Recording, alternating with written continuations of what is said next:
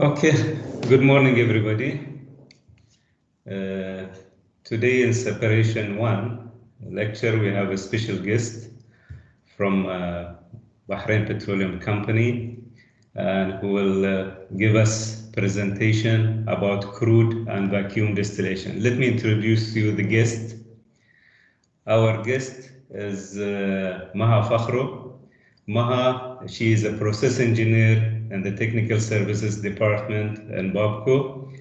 She graduated from UMEST, or University of Manchester, with a first class honors in MEng Chemical Engineering, Master of Chemical Engineering in 2017.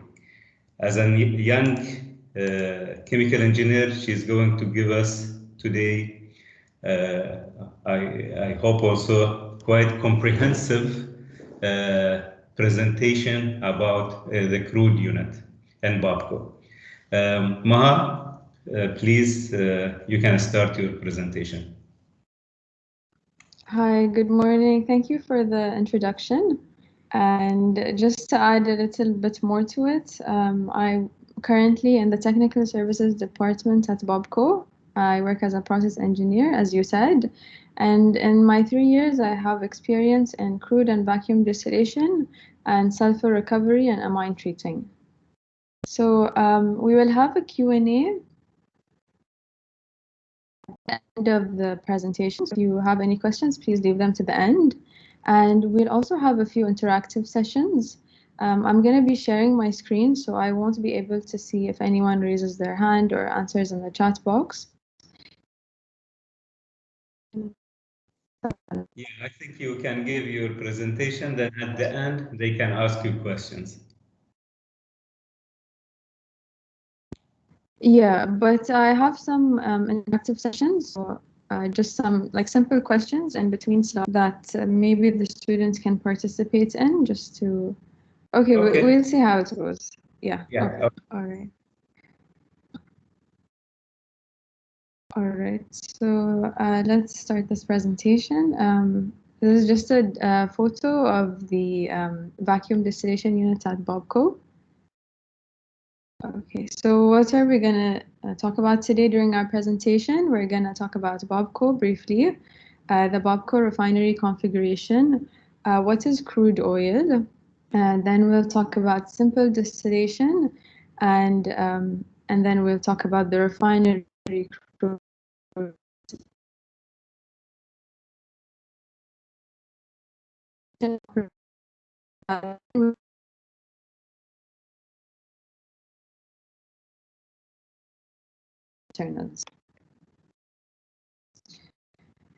So I'm sure all of you know BAPCO, the Bahrain Petroleum Company, 100% owned by the Kingdom of Bahrain. The current capacity is 167,000 barrels per day. If you guys aren't familiar with barrels per day, it's a very common terminology we use in the oil refinery.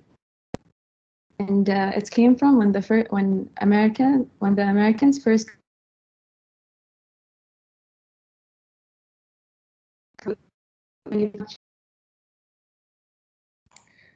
Ma, I think there is an issue with the sound. I'm not sure. With your mic, is it the problem or? Oh, is it cutting up? Yeah, it's much better now. Okay. Okay. Okay. Okay, please let me know if there's an issue again. Okay, so 267,000 barrels per day. If you guys are not familiar with barrels per day, it's the when the Americans first commercialized oil wells in the 1860s, a small group decided that they would use these barrels, which there's a photo on the right, to transfer oil. So this became the most common terminology for oil refining. So what are the process technologies we have at BAPCO? We have the crude and vacuum distillation units, the hydrotreater, the hydrocracker, fluid catalytic cracking units, lube-based oil units, and the treating units. And I don't know if you guys already heard or not, but BAPCO is undergoing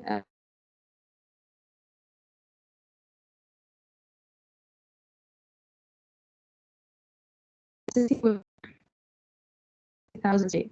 And we're going to have new technologies, including the new integrated crude vacuum unit. And this will open up a lot of opportunities for young local engineers. So it's something to look forward to as a student in chemical engineering. Now this is the BAPCO. It's a block flow diagram of or the main units at BAPCO. Oil coming in from, it's our main feed source. And we have our first processes on the left. So distillation is the first process where the raw crude is introduced to the refinery. The crude distillation units are the prime process units, and any product that comes from them is called a straight run product. The atmospheric residue, which comes out from the bottom of the crude distillation unit, goes to the vacuum distillation for further processing, and the rest of the straight run products, the remaining products, they go to the second conversion units. And some of these units include the reformer, the hydrotreater, the hydrocracker, and the FCC. So today we're going to focus on the crude and vacuum distillation, which are at the beginning.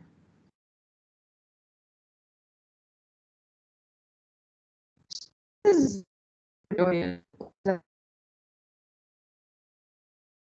liquid resource. It's a mixture of a large variety of hydrocarbons, and these formed millions of years ago from planktons and plants under the ocean. And so the crude is made up of a mixture of hydrocarbons, as I told you, but also contains impurities like sulfur, nitrogen, salts, and metals. And these impurities are highly undesirable because they can cause corrosion, they can degrade our product quality. And the hydrocarbon, each compound has a defining property like its density, its boiling point, its viscosity. And these are all determined by the size of the hydrocarbon molecule. So just a glimpse of what we're going to talk about today. As you can see on the photo on the right,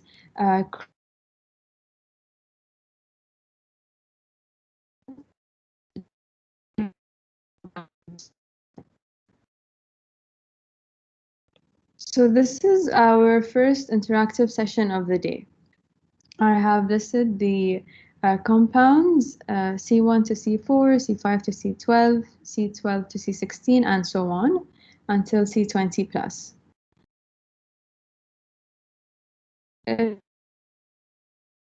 Would maybe unmute and tell me for the boiling point, which end of the line would it be increasing and which end of the line would it be decreasing?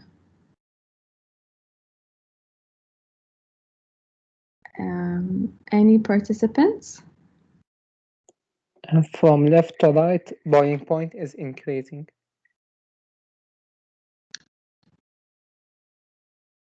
Yes, you are right. So as you guys know, boiling point is the temperature at which the liquid starts to vaporize. So as your colleague said, begins to increase to the right because of the longer chains and bigger molecules. So the boiling point increases. Okay, our second property is volatility. So would someone else like to participate?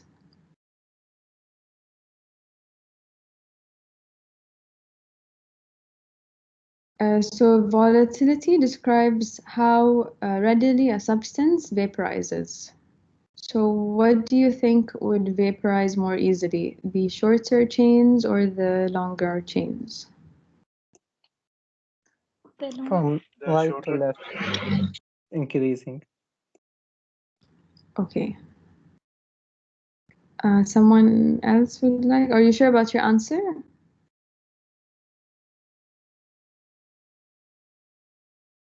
The shorter the chain, the more it's going to vaporize. Yes, okay, so both of you are right. Yeah. So it increases with the shorter chains. Third, flammability.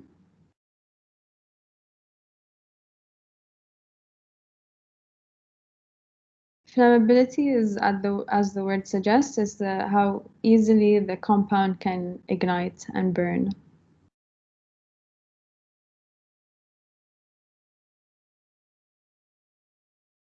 Maybe the shorter it's going to be more flammable. I'm not so sure. Yes, you should be sure. Yes, that's right. And the last is viscosity. So viscosity measures the fluid's flow to resistance. Fluid's resist flow, sorry. So what do you think would be a more viscous compound? The larger the change. Higher boiling point. Okay, I think I heard you guys. Yes. So it increases with the higher boiling point, higher chain molecules. Okay, thanks for participating. So these properties are important for separating our crude oil into different products. So distillation, how is this crude mixture separated? In the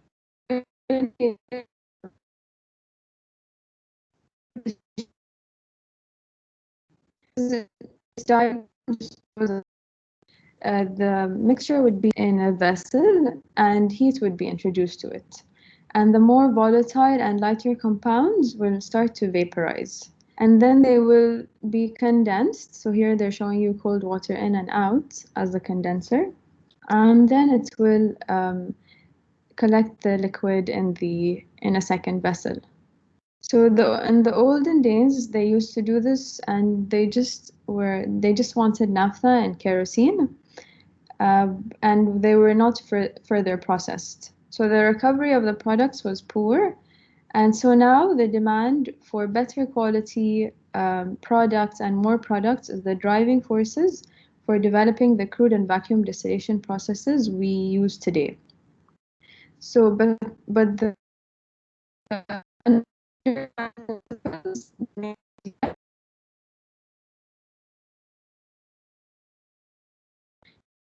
direct distillation column. The main purpose of it is to separate the hydrocarbons in the crude feed using fractional distillation into different groups of compounds, each with a specific boiling range. And these specific products are called fractions or cuts. So this is how we refer to them in the refinery. And distillation is a completely physical process. It involves heating, boiling, vaporizing, cooling, and condensing of the crude oil to achieve these products. So before entering the column, crude oil is heated and partially vaporized crude oil is pumped into the flash zone of the column. So the flash zone is where the crude oil enters the column. And as the crude enters the column, it vaporizes because of the difference in pressure.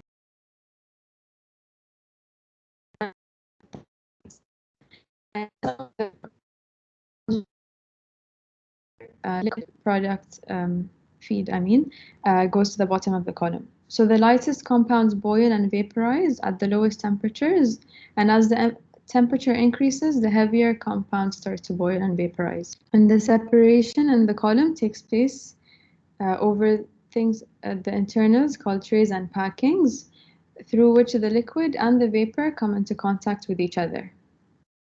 So when the vapor and liquid come into contact with each other, the heavier components in the vapor condense, and the lighter compounds in the liquid vaporize. Because you want to get all the similar boiling range compounds together.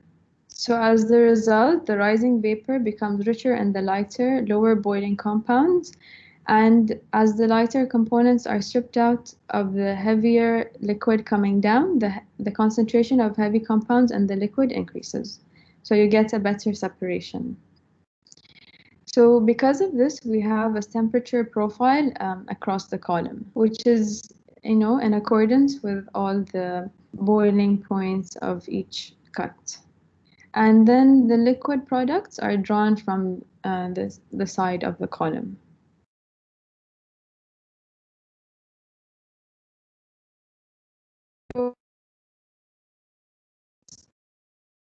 Only up the crude to a certain temperature, which is about to be safe, we can say like 360 Celsius degrees. And above this temperature, the crude starts to thermally crack and results in coke. So you will basically lose your product if you heat it too much at the crude atmospheric distillation pressure, which is close to atmospheric. So the heavier cut will leave the bottom of the distillation column and will be further separated in a vacuum distillation unit to avoid being thermally cracked. So our next interactive session is guessing the cuts names from the column. I'm not sure if you guys are familiar with the product, but I would just like to see if you guys know that. So what would come out of the top of the column? Let's start from the top to the bottom. Does anyone know what comes off the top of the column? Liquefied petroleum gas.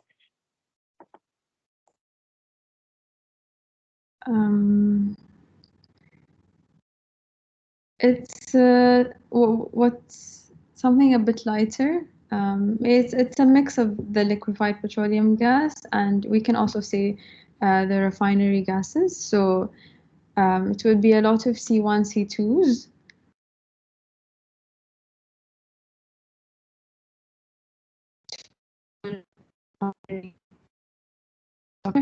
And it could also have liquefied petroleum gas, which is mostly propane and butane.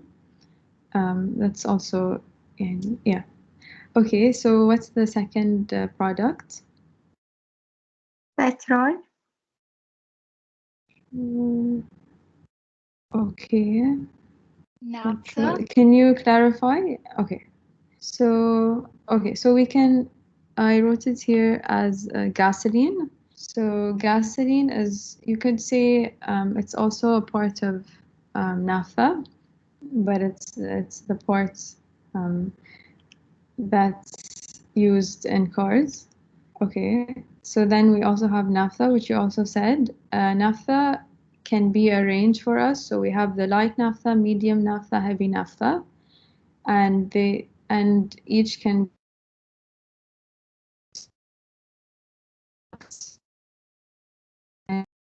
next.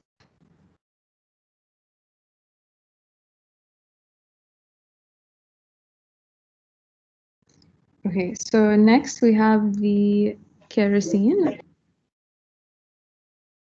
And then we have the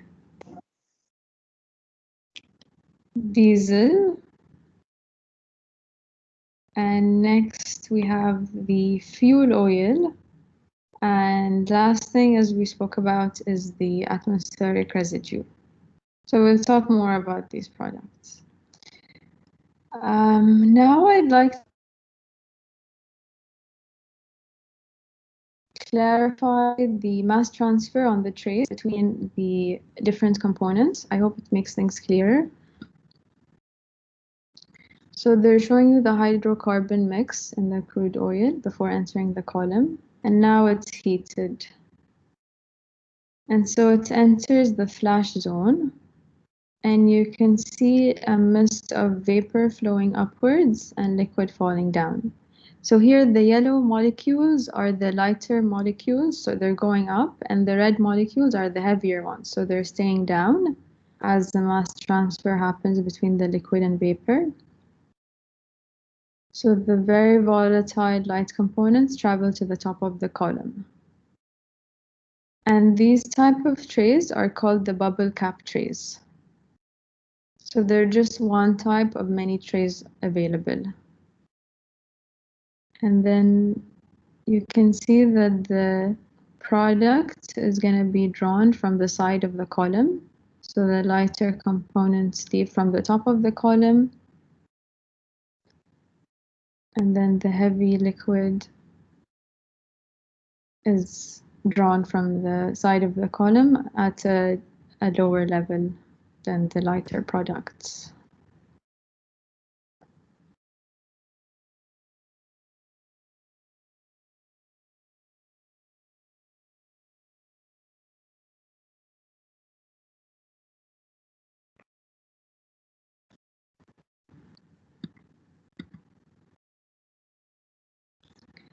All right, so we come to the distillation curves.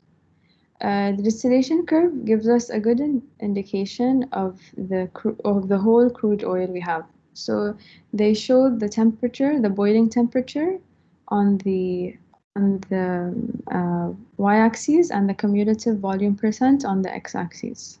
So this gives a good indication of the type of crude we have, the products in the crude, and the quality. So it's very important in identifying our fractions or cuts. And another important terminologies we use is the IBP, which is the initial boiling point of a cut, which shows the lowest boiling point hydrocarbon, and the EBP, which is the end boiling point, and it represents the highest boiling point compounds. طبعا these are not fixed, the IBP and EBP. You can have like plus minus some degrees, but this is a general crude oil that it applies to other crude oils. So, like for example, if we look at distillates, we can see that the IBP is around 220 Fahrenheit, and the endpoint is 420. So it just gives you an indication of the cut boiling range.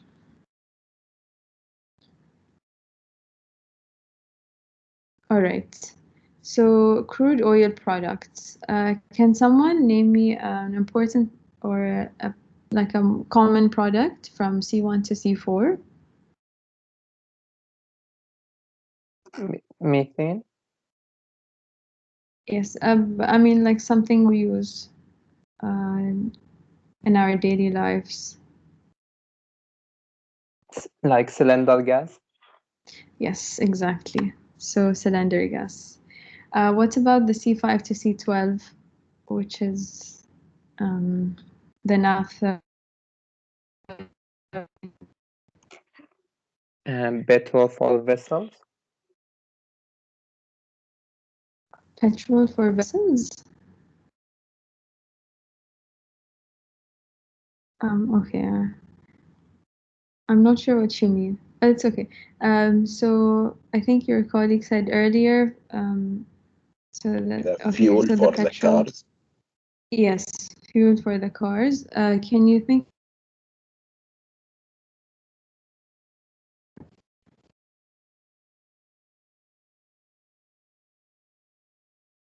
Okay, so also use it for plastics, but we don't do it at BAPCO, but we can sell it to companies that do.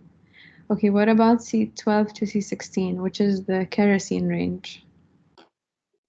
Jet fuels. Yes, jet fuel. Okay, C5 to C18, which is the diesel. For large vehicles. Yes, so trucks, yes. C16 to C20, which is the fuel oil.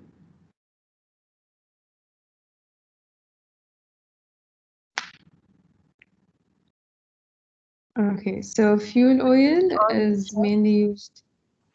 Yeah, I For think power you said it, yes. stations and ships. Okay, yeah, ships mainly.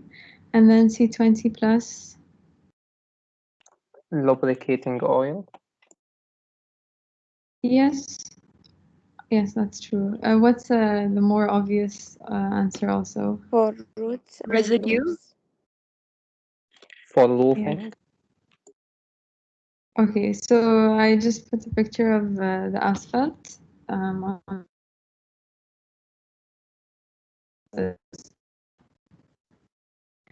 Alright, so that's about the crude atmospheric distillation operation. So as I told you earlier, the simple distillation gives us the product we need, but it might not be the quality required by the markets and the government's legislations. So how does the crude improve these cuts for us, the crudes we use today? So let's look at the simplified example to understand the operations more. So we have a big can here, which has the alcohol, water, and impurities. And we want to get a purer alcohol on the bottle on the far right. So one thing under our control right now is the fire under the big can. So should we add more heat or less heat? If we add less heat to the big can, the vapor flow will be limited, but it will be mostly alcohol because alcohol is a more volatile material. But the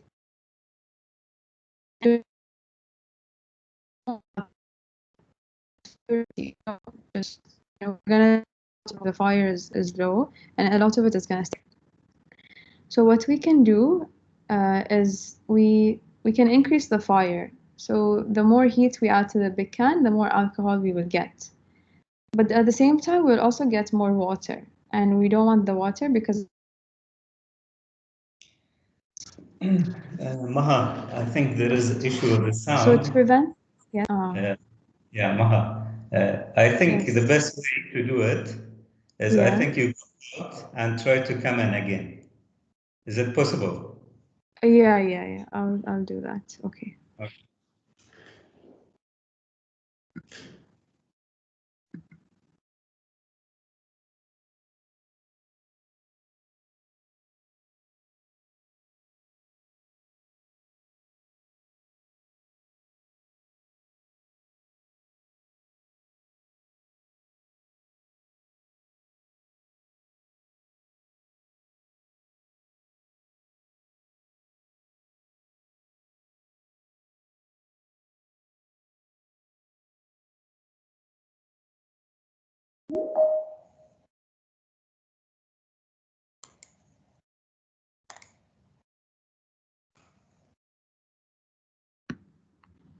Hello. Yeah, we are with you. You can take control. Okay.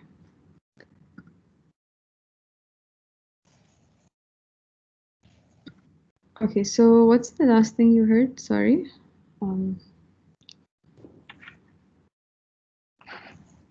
Hello. Yeah, We the want students. water, I guess.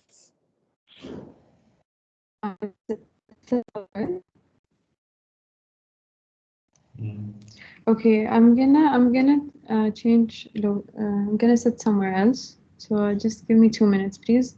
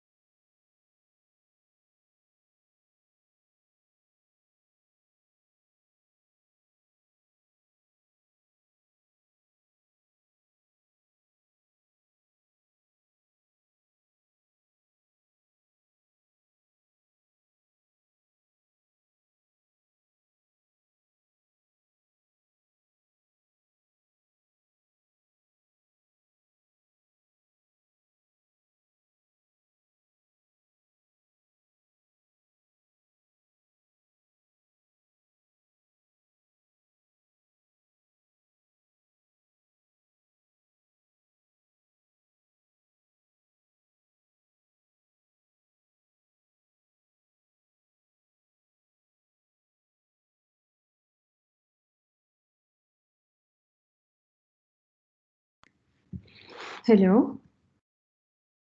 Yeah, it looks much better. Okay. Okay. I moved places, so inshallah it doesn't happen again.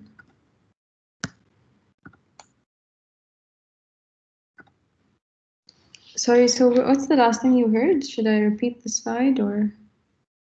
We want water, I guess. Sorry. If you don't mind, repeat the slide, please. Okay, the whole slide. Okay, sure. Okay, so we want to understand how the crude atmospheric distillation gives us better cuts. Okay, so we have the contents of the big can, which are the water, alcohol, and impurities. And on the far right, we want a bottle of alcohol with a higher purity. So what can be done? So as you can see, there is a fire under the big can, so we can control that. If we put less heat, the vapor flow will consist of mostly alcohol because alcohol is more volatile. So we're going to have more alcohol and less water in the stream, but at the same time, we're going to lose a lot of alcohol to the big can if we keep a low fire. So how can we increase the amount of alcohol we recover but still keep its purity? So to overcome this problem, we can increase the heat to the big can. So then we'll get more alcohol coming out, but at the same time, we'll have water as well. And we don't want a lot of water because it will dilute the alcohol. So what we can do is the number one coil can be increased. So this is mimicking a heat exchanger. So we can increase the number one coil and make it longer so it condenses more water and vapor and allows the more alcohol to leave and just condenses the water. So the reason that the water condenses and the alcohol continues to vaporize is due to the boiling point of the alcohol being lower. So as a consequence of adding more heat to the big can and also removing more heat from the number one coil, more liquid will drain out of the 12-ounce can, which is in the middle, back to the big can. And that liquid that goes back to the big can is called the reflux. And this recirculation helps to separate the more volatile alcohol from the heavier, less volatile water as they're leaving the big can. And then we have the number two coil. This will further condense the vapor of the alcohol and turn it to liquid before being collected in the smaller alcohol bottle. So here two concepts were introduced to us, which is the fire. It represents the reboiler, and the reflux, which helps us get better purity product. And these concepts are used in the atmospheric distillation column. So one important feature in the crude atmospheric distillation system is the preheat train. So we need to heat the crude from the ambient conditions until the vaporization temperature of the crude in order to get the separation. Usually we use heat exchangers to recover heat from the product drawn off from the main column. So this is really good in terms of energy conservation. So we're already using hot streams to heat up our crude oil. Then we also have a furnace at the end of the preheat train. And so by using the heat exchangers to exchange the product with the crude oil, we're saving on energy. I mean, we could just put the crude oil directly to the furnace, but then that's going to cost us a lot more to fire the natural gas and heat up the crude to above 300 Celsius degrees. So this is just an energy recovery way of doing it. And then we also require the furnace because the heat exchangers heat transfer is limited. So we need the furnace to get it up to the high temperatures required. So now looking at the crude atmospheric distillation and using the analogy of the alcohol and water, the reboiler, which was represented by the fire, actually takes the bottom liquid stream, which is usually really hot, and it uses steam to reheat it, and it goes back to the column as vapor. So it allows it to continue the vaporization of the lighter molecules. And then the reflux controls the top temperature of the column. So it also takes out part of the top product, which is the coolest product, condenses it using water, and returns it to the column to allow the heavier components to fall back down. So another control measure we have is the pump around. It's also sometimes called the circulation reflux. So the pump around is used to cool and partially condense vapors. They are not considered fractionators. They are used in terms of the energy balance. So when they condense in like halfway between the column or anywhere, they reduce the load on the overhead condensers by lowering the amount of hot vapors flowing upwards. So they also allow better separation and temperature control on the top of the column. So this control also helps us achieve the desired product we need. Sometimes if the temperature is too hot to the condenser at the top of the column, this can result in corrosion and deposits, which we don't want. It also can suppress flooding if it occurs. And flooding is basically when vapor rate is too high, so it carries too much liquid from the trays and backs up liquid on the trays. And that is detrimental to the mass transfer and to the operation of the column. So now we'll talk about vacuum distillation. So as we said earlier, the vacuum distillation is used for heavier components, which come from the bottom of the crude atmospheric column, and which we said earlier that require very hot temperatures and will thermally crack at pressures close to atmospheric. So this column operates under vacuum at pressures significantly less than atmospheric pressure. And at such low pressures, the lighter compounds in the atmospheric residue can vaporize without thermally cracking. So for example, if we look at water, it boils at 100 degrees Celsius at atmospheric pressure. But if you drop the pressure to close to vacuum, it will boil at much less temperatures. So the vacuum in the column is achieved with with steam ejectors. And the products from the column are heavier than the crude distillation unit products. And so they need further processing after they're drawn from this column. So from the top of the column, we have the tail gas, which also can be used for fueling the furnace in the refinery. We have the wet gas oil, so it's a kerosene to diesel range material, light diesel. Then we have the light vacuum gas oil, the heavy vacuum gas oil, the black slop gas oil, and the vacuum residue. So all of these products will go to other units, either to be treated or cracked, depending on the heaviness and the composition of the product. So how is the vacuum achieved in the vacuum distillation column? So very simply, vacuum is created by a device called the steam ejector. It has no moving parts. It just uses a fluid or a gas as a motive force, and this motive fluid is usually steam, hence the name, steam jet ejector. The steam enters the ejector at a high pressure, so it enters the chest of the ejector at high pressure and at low velocities. And then there's an expanding, and then it expands, and there's a converging, diverging nozzle. So it expands, and that causes an increase in velocity, which causes a drop in pressure, creating vacuum.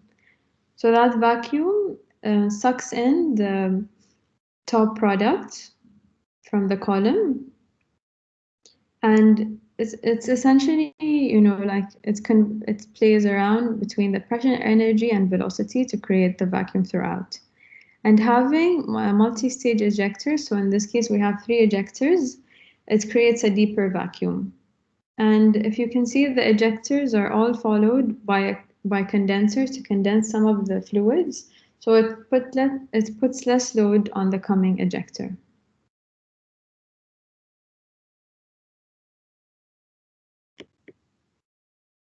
Lastly, we'll talk about the column internals. So this is where the mass transfer occurs in the trays and the packing.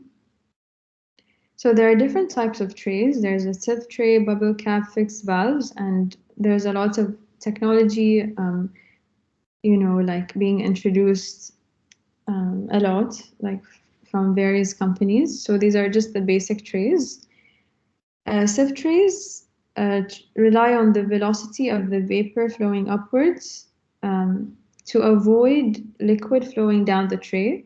So we need liquid built on the tray for the mass transfer, but the liquid is supposed to be coming down the downcomer. So the sieve tray really relies on the vapor velocity. So it's more prone to, some like flooding or some other column disruptions, but it's the cheapest option and it's used a lot because it's still, it works well. We have the bubble cap tray. It's one of its advantages. It prevents weeping, and weeping is when the liquid flows down the column through the trays when it's supposed to go down the downcomer. So it's good in that sense, but at the same time, it takes up a lot of space and it's not really used a lot in newer refineries because I think one thing is it's hard to maintain and clean, so it's more of a safety and maintenance issue. Then we have packing. Packing is for maximizing contact area between the vapor and the liquid, and it's more likely used in vacuum columns because you want to reduce the pressure drop. You want to ensure that vacuum is, is there throughout the column, because these trays and these packing, they increase the pressure drop along the column. So there are different types. There's structured packing and there's random packing, and it just depends on the service and what you need. So this is the tray and the tier, the weir and the downcomer.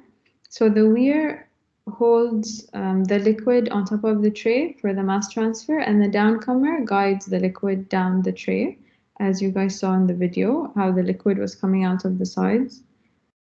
And then we have other internals in the column, which are mainly like packing support. So it holds the packing in place. We have the liquid distributor, which evenly distributes reflux or pump around on top of the packing for efficient mass transfer. The liquid collector can be found between trays and packing, so that for the same reason it collects the liquid and then evenly distributes it. For structured packing, we have the bed limiters, so they're recommended to prevent the packing displacement. And so the main difference between the internals of a vacuum column and a crude distillation column is that the vacuum column has a larger diameter and it needs more spacing between the tray to tray because it produces a large volume of vapors.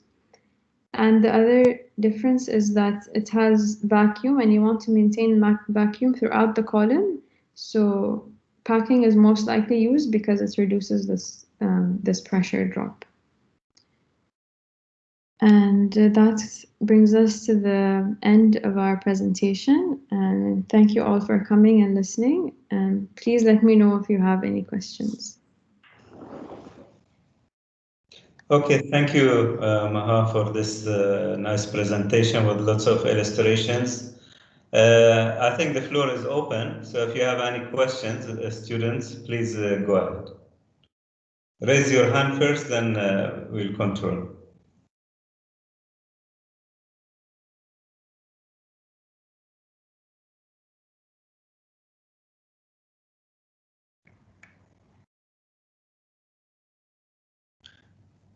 No questions?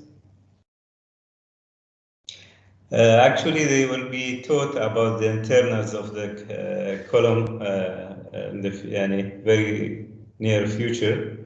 Okay. So they will understand what do you mean by random packing and structured packing, etc.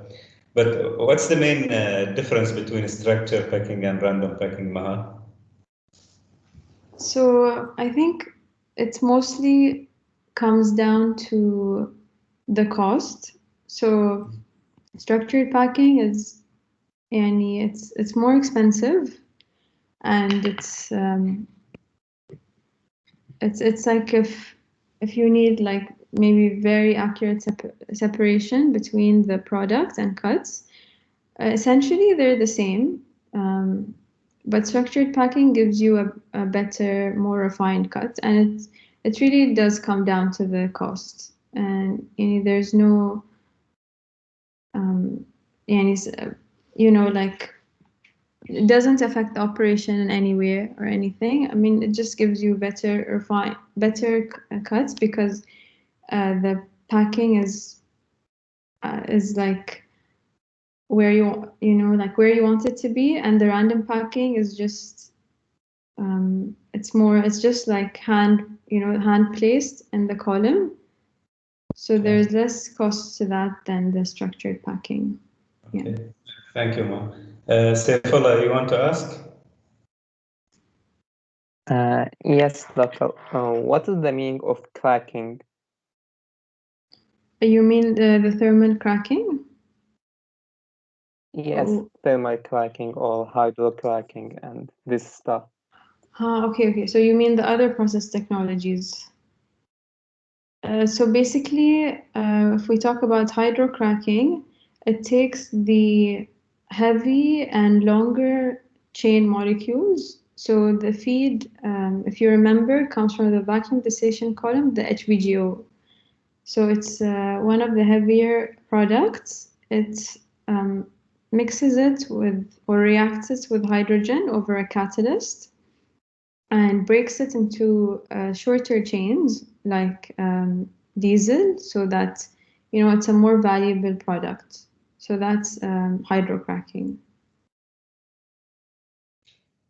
So, And Maha, this cracking is taking place without reaction? interrupt, Sifa. Maha, which one is the most expensive product in the distillation column? Gasoline, diesel, whatever. So what is the most expensive? Okay, it's the kerosene and diesel. They're the most profitable products. So the hydrocracker takes the heavy products and tries to create more of the middle distillates, which are the kerosene and the diesel.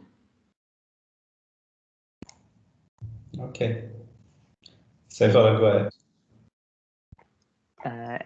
This hydrocracking is taking place without reactions or with reaction? Yeah, it reacts the heavier, longer chain molecules. It introduces hydrogen and with high temperatures over a catalyst to create the more valuable products.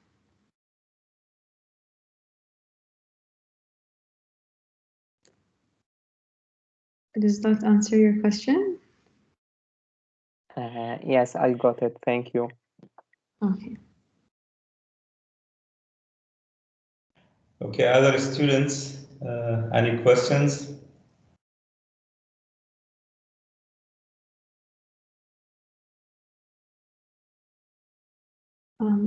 Doctor, just to follow up to your question, you're asking me which was the more valuable. It's been kerosene and diesel for the longest time, but now with the COVID situation, it's shifting a bit.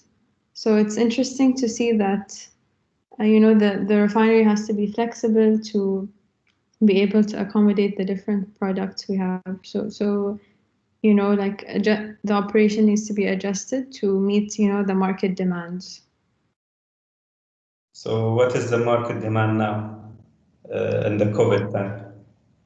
Yeah, so surprisingly now the naphtha is becoming more desirable, but this is very unique times. Yeah, and like like the kerosene is used for traveling, and that's limited now. So, and that explains partially the shift in demand. Okay. Fatma? Yes, doctor, I have a question. What type of random packing we most use in the distillation column? In the crude atmospheric distillation columns, we most likely use trays because they're less expensive and they do the job.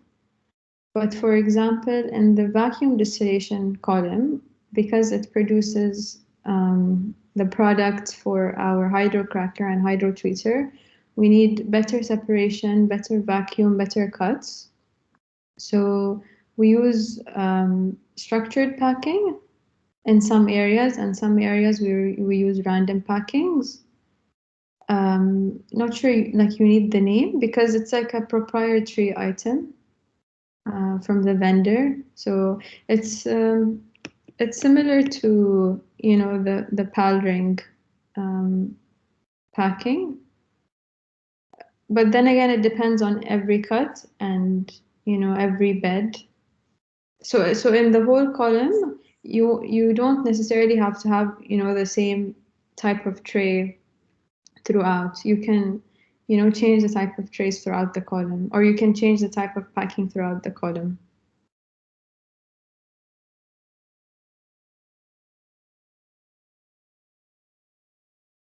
Okay, thank you, Ma. Can you go back to the distillation column with gasoline in it?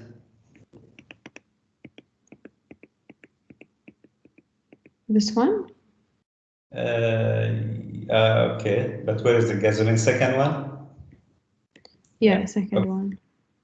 And Bahrain, we have gasoline, you mean the benzene, correct? For our cars, correct? The gasoline, yes. So it's it's naphtha, but it's turned into aromatics, is the gasoline we use, yes.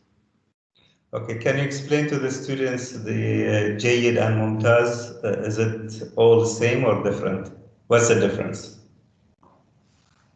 Okay, so the difference is, so when we get the naphtha from the crude distillation column, we take it to this unit called the platformer. So the platformer changes the compound structure of the of the stream, and it affects the octane rating. So the octane rating is how it affects how well the gasoline combusts in the engine. So that's one thing, and then it's also removes the impurities from the naphtha coming out of the crude distillation column. So as we said, there's sulfur and some metals. So there's a reaction that takes place to remove these impurities. So the numbers, like 97, 95, is the octane rating of the gasoline. So it affects how well it combusts, and also the impurities degree in the gasoline is prevalent more in the Jayid than in the Mumtaz. Okay. So people, when they go now to the oil station, they should know now what is the difference between Jayid and Mumtaz, the octane number, okay? The octane, yes. Yeah, Hussein, go ahead. Okay, Maha, you mentioned that the naphtha is the most required thing from the distillation column. So what used for? What is the use of it? Naphtha. So as we said, the gasoline for the cars, the petrol for the cars, and also for different types of plastics. So as I said, we don't create and manufacture plastics at BAPCO, but it's a feedstock for companies that do. So it's sold, it's worldwide. It's not just in Bahrain. So our customers need it as feed to create their own products, and they can be a different products, but mainly plastic.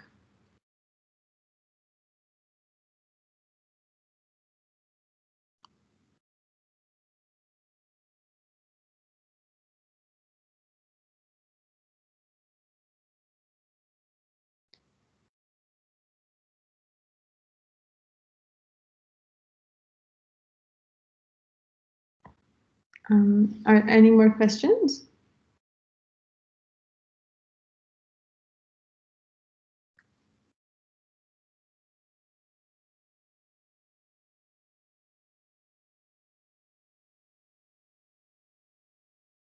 Hello? Excuse me. Can you Yes. please repeat again the Jayid and the Mumtaz difference, the octane number, the difference between them? Okay, so the octane number gives you a better, so it's a rating system, and the higher the octane number, the better the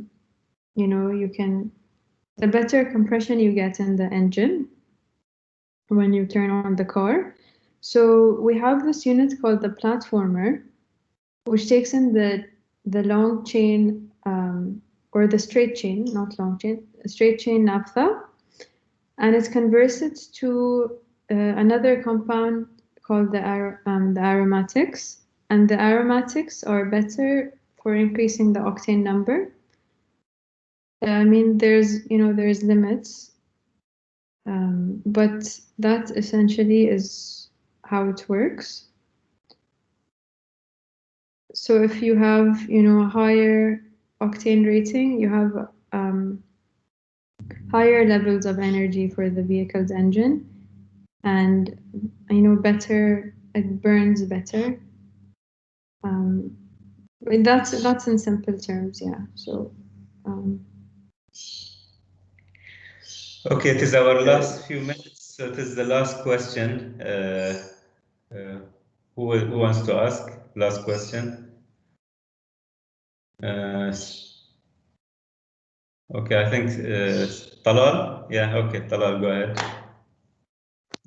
Can we make more octane number than than Mumtaz one? Can we? yes, we have super. Actually, they said it. They provide it in some gas stations. But I mean, the higher you go up, the more costly it is. So when you work in a refinery, cost is very important, and profits. So the better it is, the more costly it is. But at the same time, our cars, they don't really need that high of an octane.